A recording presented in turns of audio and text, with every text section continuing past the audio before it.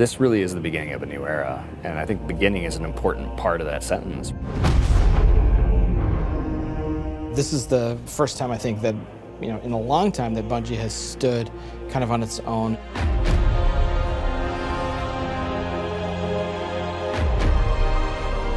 And we're self-publishing. It's a really big deal. There's a huge opportunity here for us to really make our own decisions. It's a turning point for us. We are in charge of our own destiny. It's empowering and terrifying at the same time. There are only two groups who are going to decide what happens to Destiny next: Bungie and the players who play Destiny.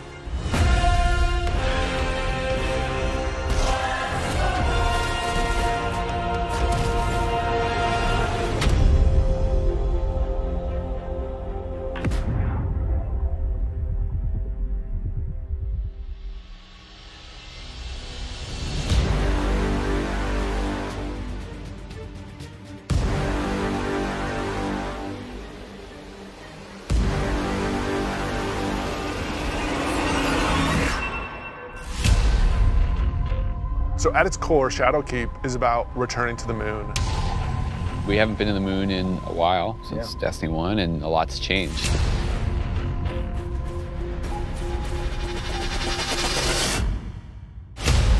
When you go back, it isn't exactly what you thought it was. There's like huge cracks ripped into it. There's a weird scarlet fortress. And so the context of the moon has been updated entirely. This isn't just about the hive anymore. It's about something else, something terrifying.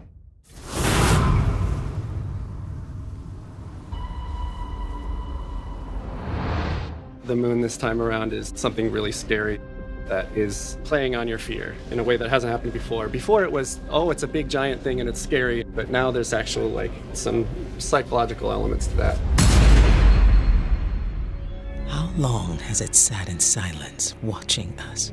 Much too long. Having Eris Morn come back instantly signals to players the tone shift and change. There's an undertone of threatening and psychological horror. You're all insufferable! We want to tap into what makes Guardians afraid. What are their worst fears? Shadowkeep refers to the things that Eris unleashed on the solar system. Nightmares are manifestations of a Guardian's past. What if the villains that you thought were well into the ground actually weren't, and they were being resurrected by the darkness? Eris is trying to figure out how she unleashed this kind of madness, and so she needs your help.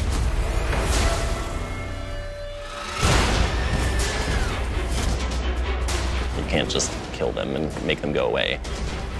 What if you can't do all of the things that you've grown accustomed to doing?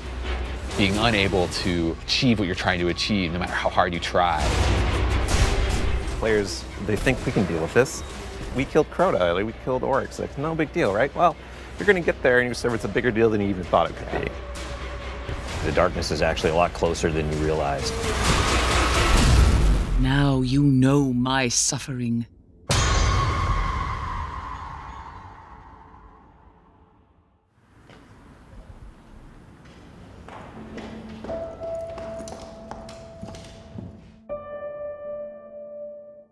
It's been a year, basically, of just a constant two-way dialogue with all of our passionate players. Under it or on the sides of it more? The number of green... That's really informed what it is that players want out of the Destiny game and how we're evolving, not just the story of the world, but what happens to you as a Guardian. Like the thing that was supposed to blow you back or whatever, it's related to acceleration. A bunch of the work that we're doing is about adding depth to the character sheet. The teams are thinking about how do we want to evolve armor, get more stats into the game, get more player customization. How can we get the depth of pursuit for how you want to play with this awesome character you've been building now for, some of us 5 years. And like completely new ways of deepening the like character RPG that we all know and love and want to be better.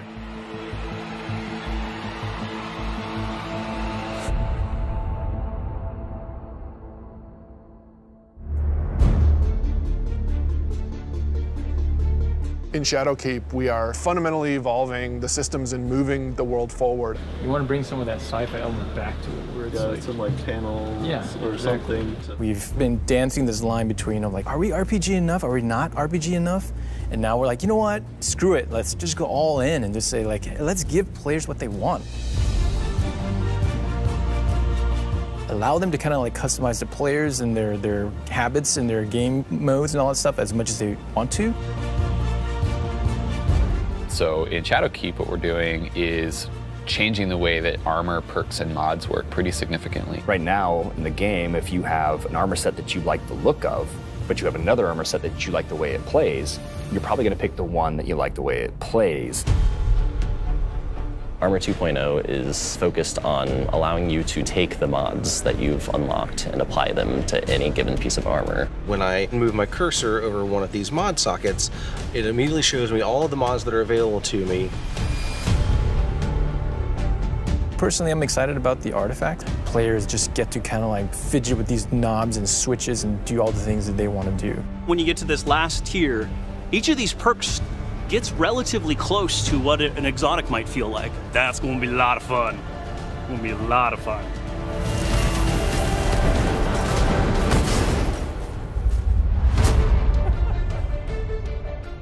Finishing moves are a new thing for Shadowkeep. What's your favorite? I mean, there's some crazy ones. For the hunter, this awesome flourish where he actually does like spin in front of him, has two knives, and then just hits. I was like, what the heck? Like, what game is this? Yeah, Titan finisher. He jumps in the air, pulls back, looks at his fist, and it's kind of like the dunk. There's so many different ways to dunk. You can behind the back, 360, cartwheel, whatever.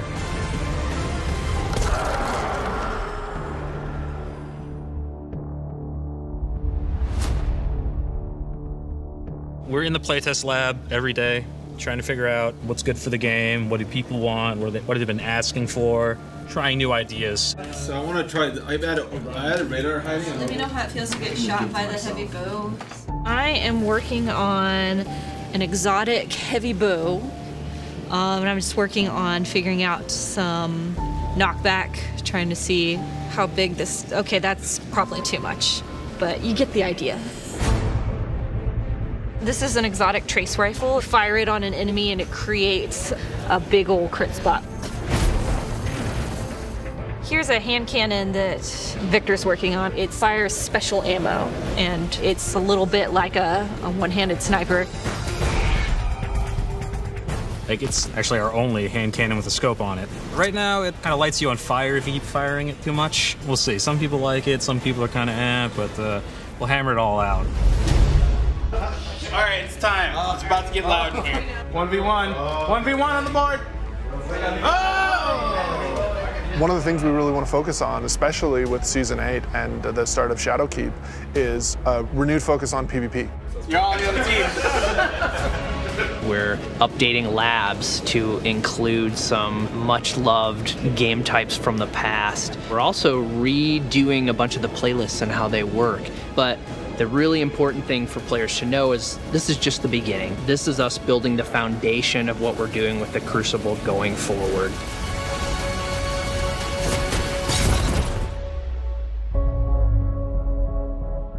Previously, you would have a 20, 40, 60-hour climb before you could do what's considered in-game content. And now you can pretty much do that immediately. We want you to feel like you are in the end game from the moment you step on the planet. Leveling up your Guardian and becoming more powerful, overcoming dungeons, overcoming raids. For the raid, we had multiple destinations that we were considering, and Black Garden was like immediately top of the list. And everyone was like, yes, and I was like, yes, that's the one I wanted.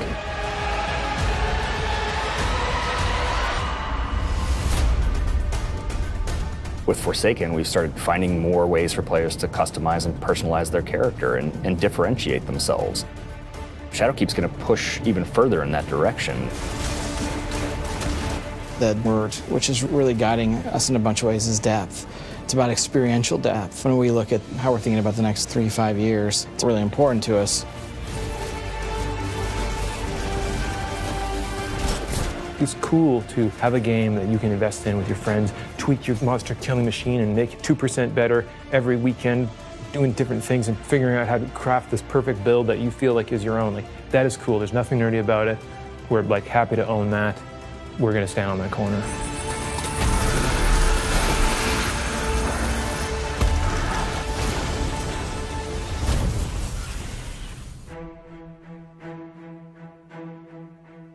As things change, if the game doesn't feel like it's changing to meet the new landscape, it just all fall down.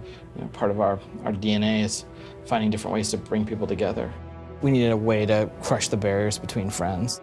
We all have friends who could play Destiny, who are interested in it, but then we think about recommending it, like, oh man, you're gonna have to play about 40 hours by yourself, and then you gotta pay all this money, and you know, maybe you should just play something else. And that can't be the story. We need an entry point for your friends to be able to get into Destiny. This is just simply about bringing people together to make it easy for players to enter this universe. There's a new entry point coming out in September called New Light, and New Light is a free-to-download experience. We're going to start off in the same place where Guardians first came into the world. Guardian. Guardian? Eyes up, Guardian. It worked. You're alive. You started in the Cosmodrome. You're going back. Going back. Yeah, blast from the past. Okay, it's not going to break orbit, but it just might get us to the city. It's as easy as come in, make a character, play the amazing introduction to the game, and then land in the tower. And then we'll set them loose to open up the world as they see fit. And have sort of an array of potential in front of you.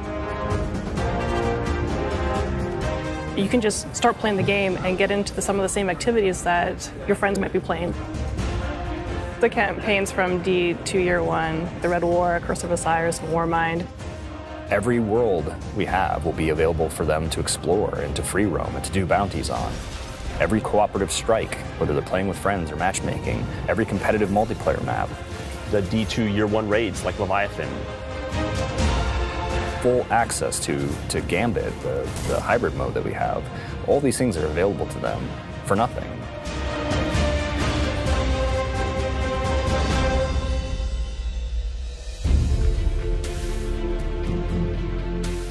We've always said that Destiny is best when you play it with your friends, and we're trying to make it easier. So if your friends who are playing Destiny are on different platforms, we're adding cross-save so that you can move between the different platforms and play wherever your friends are. Like if I'm playing and I want to move over to my PC, I should have my character go with me. We want Destiny to meet you wherever you want to play, so that's incredibly important for us. We wanted cross-save before we shipped Destiny 2, right? Like a bunch of it was built. We just couldn't get there for capital R reasons. And many of those reasons have disappeared. So we are headed full steam ahead on that. And we got to figure out how we're going to get there and how we're going to give the players what they want.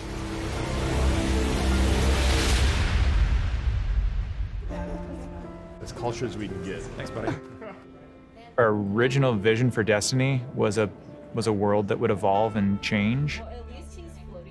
We're leaning really hard into that because we believe that's where the future of Destiny is. The long horizon for Destiny is to become an evolving world. You know, you're going to tune in to see what's going to happen next. We can completely build Destiny in the vision that we want it to be in. A vision that isn't dictated by a commercial model or a business plan, but our creative vision and what we want to do for our players and what they want us to do with Destiny. We feel like our work isn't done.